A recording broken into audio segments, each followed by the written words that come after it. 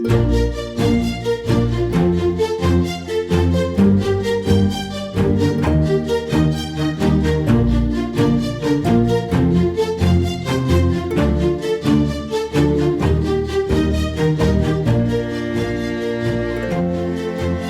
to Timeless Tales, where we celebrate the beauty of classic literature, one story at a time. I'm your host, James, and today we present a touching and inspiring tale by Laura E.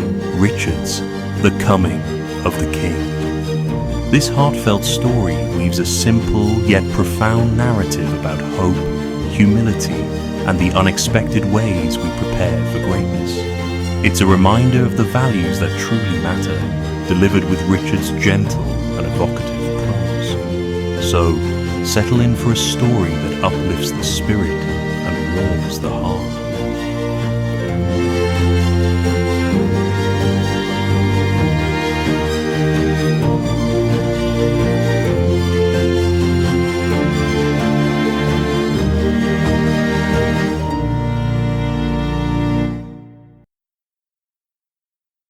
Children were at play in their playground one day when a herald rode through the town, blowing a trumpet and crying aloud, the King passes by this road today.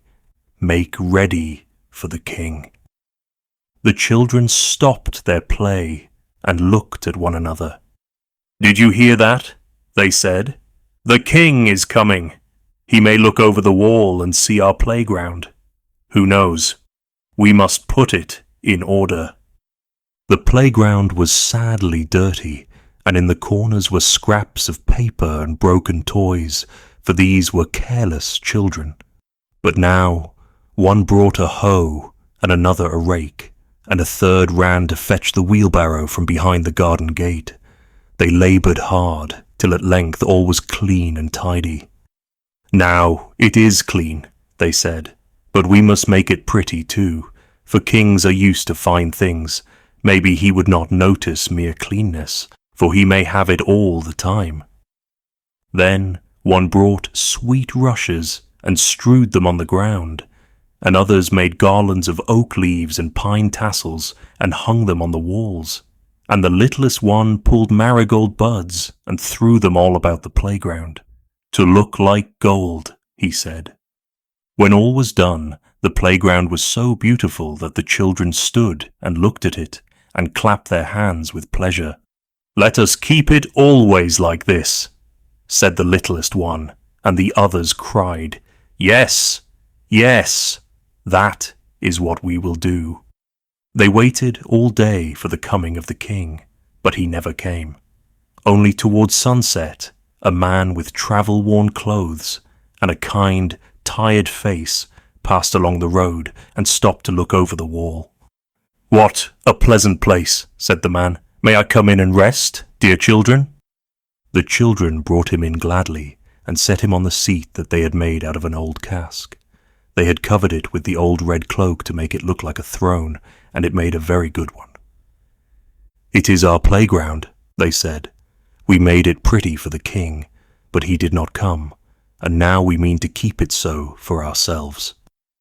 "That is good," said the man, "because we think pretty and clean is nicer than ugly and dirty," said another. "That is better," said the man.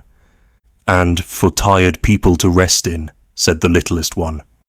"That is best of all," said the man. He sat and rested and looked at the children with such kind eyes that they came about him and told him all they knew, about the 5 puppies in the barn, and the thrush's nest with 4 blue eggs, and the shore where the gold shells grew. And the man nodded and understood all about it.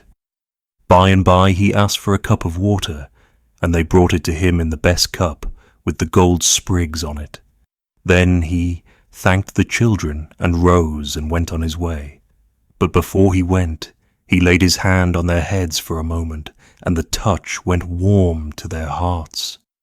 The children stood by the wall and watched the man as he went slowly along.